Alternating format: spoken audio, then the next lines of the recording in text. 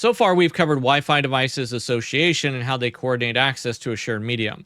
We're going to zoom into refinement now on how frames are structured, how transmission rates adapt in real time, and how 802.11 conserves energy and improves our efficiency. An 802.11 frame carries more than just the payload data. It includes multiple address fields because wireless forwarding differs from traditional wired Ethernet. A frame may need to identify the transmitting device, the receiving device, and the access point all differently, all separately.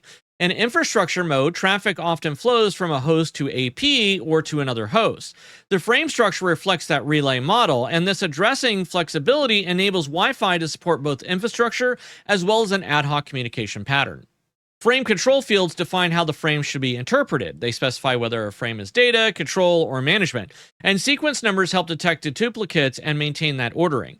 A duration field reserves the medium for a specified time to reduce collisions, and each field exists to coordinate a shared, interference-prone environment. The frame is both the data carrier and the coordination mechanism. Rate adaptation is one of the most critical features of 802.11. As signal-to-noise ratio fluctuates, the access point and client dramatically adjust modulation and coding schemes. If conditions deteriorate, then the system lowers the rate to preserve reliability. If conditions improve, on the other hand, then throughput is increased.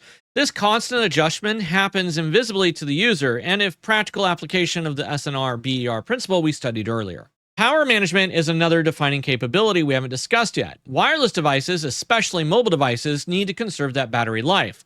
A client can notify the access point that it's entering a low power state, and the access point buffers frames destined for that device. When the client wakes periodically to check the beacon frames, it retrieves that queued data. This coordination allows the energy savings without losing that connectivity. Beacon frames play a continuous background role in the Wi-Fi network. They advertise the presence of the BSS and synchronize devices within the cell. Beacons also contain information about the buffered frames for sleeping clients. This periodic signaling maintains order and timing consistency across the network.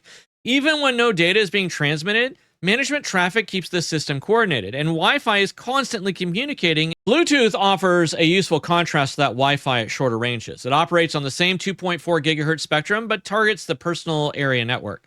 Bluetooth uses time division as well as frequency hopping to reduce interference, and a master device coordinates communication within a small piconet. The design prioritizes low power and short-range reliability. Comparing Wi-Fi and Bluetooth highlights how wireless design adapts to different use cases. The 802.11 frame structure supports flexible addressing and coordination.